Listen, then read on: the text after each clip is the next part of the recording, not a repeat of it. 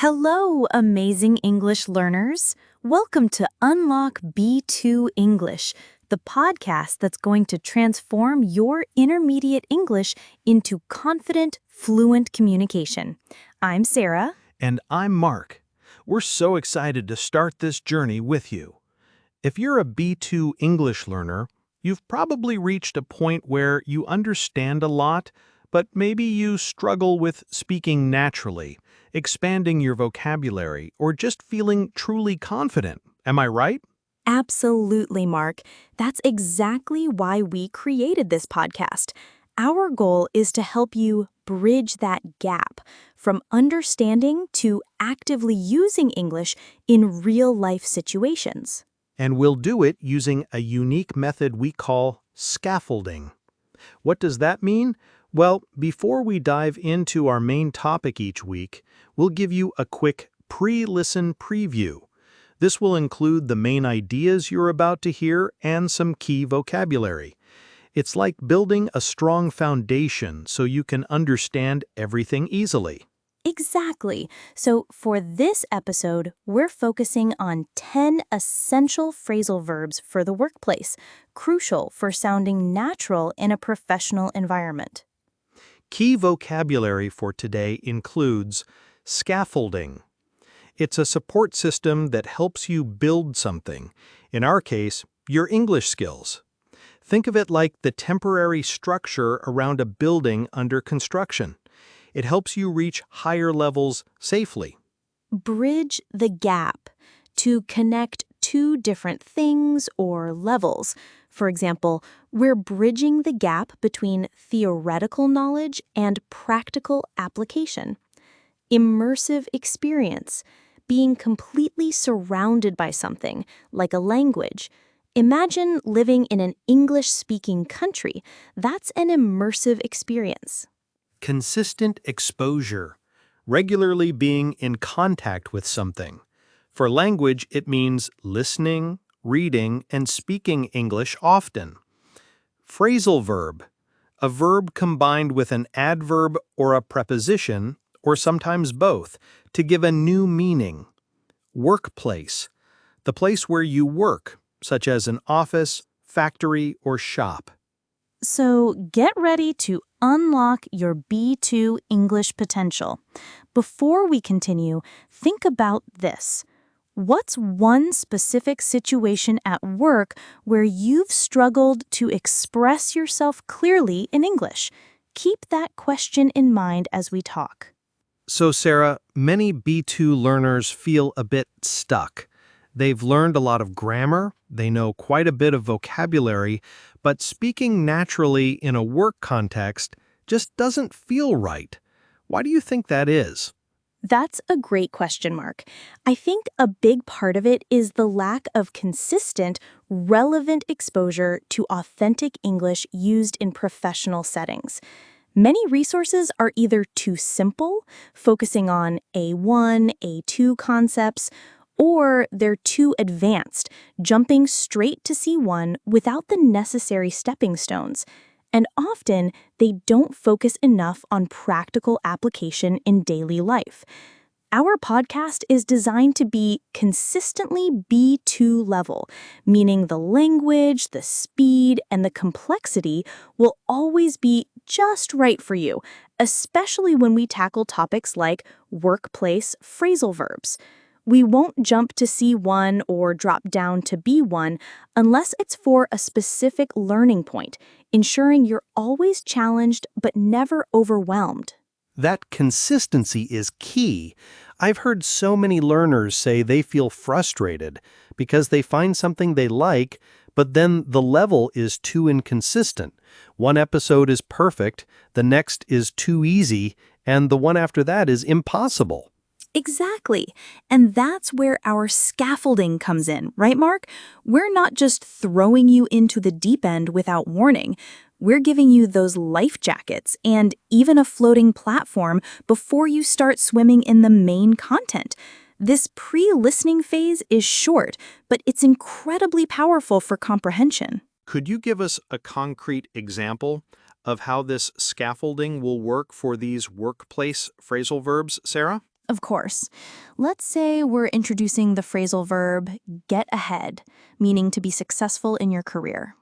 In our scaffolding section for this episode, we'd first introduce this concept in simpler English, maybe even giving a quick synonym like advance or progress.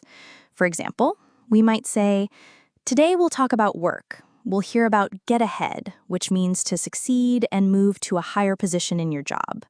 This way, when you hear them in the main discussion with more complex examples, your brain already has a hook for understanding. That's so smart. It pre-activates your knowledge and lowers the anxiety of encountering new words. Beyond scaffolding, you mentioned active learning, Sarah. It's not enough to just listen passively. We want our listeners to really engage. How are we going to encourage that with phrasal verbs? We'll do it in several ways. Firstly, as you just experienced, we'll give you a pre-listening question or task at the beginning of each episode. This helps you focus your listening and gives you a purpose. Then, throughout the episode, we'll use clear explanations and examples, often highlighting specific vocabulary or grammatical structures in context. For each phrasal verb, we'll provide multiple example sentences, perhaps from different workplace scenarios. We might say, notice how we used follow up here to mean to take further action regarding something. For example, I need to follow up on that email to the client. We'll point these things out explicitly so you can internalize them. And then there's the challenge at the end, which I'm really excited about, Sarah. Yes, the weekly challenge. Every episode will end with a practical, actionable task. For these phrasal verbs, it could be something like, try to use 3 new workplace phrasal verbs you learned today in a conversation with a friend or colleague this week. Or write a short email using at least 2 of the phrasal verbs discussed, describing a recent work situation. These challenges are designed to push you to apply what you've learned immediately and move it from your passive vocabulary to your active vocabulary. That's crucial for knowledge consolidation, isn't it? It moves the knowledge from just being understood to actually being used and remembered. When you actively produce the language, that's when it truly becomes yours. Absolutely, Mark. We're thinking of this as a complete immersive experience. Our aim is to make learning seamless and integrated into your daily life. We want to create an environment where you are constantly surrounded by B2 English in a way that makes sense and feels supportive, not overwhelming. Imagine taking a short break from work, listening to an episode on workplace phrasal verbs, doing the challenge, and feeling like you've made real progress in just 15 to 20 minutes. So, no more feeling stuck. We're here to guide you, step by step, towards fluency and confidence. We want to help you unlock that B2 potential. Okay, so let's quickly recap what we've discussed today. We introduced Unlock B2 English, your new go-to resource for B2 English. We talked about our unique scaffolding method, which prepares you for the content by giving you main ideas and key vocabulary up front, especially important when tackling new phrasal verbs. Remember, scaffolding helps you build your English skills piece by piece, like constructing a tall building with support structures. We also mentioned how we'll help you to bridge the gap between understanding and speaking by focusing on consistent B2 level content and active learning through clear explanations, examples, and practical tasks using these essential workplace phrasal verbs. To bridge the gap means to connect what you know with what you can actually do. And don't forget the weekly challenges. These are super important for knowledge consolidation and putting what you learn into practice, ensuring you can confidently use these phrasal verbs in your own work conversations. Our goal is to create an immersive experience for you, meaning you'll be fully engaged in the English language and its practical application. Now, for your weekly challenge for this episode, think about the specific work situation you identified at the beginning where you struggled to express yourself.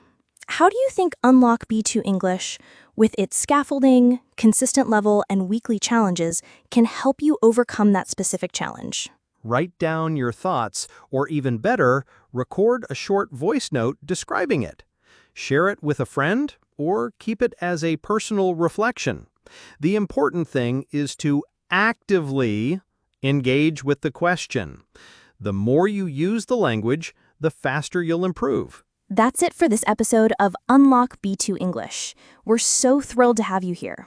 We hope you're as excited as we are about this journey. Remember to subscribe to the podcast on your favorite platform so you don't miss any new episodes. Thank you so much for listening. We'll be back in a few days with our next episode, 10 advanced adverbs that will transform your English. Don't miss it. See you then.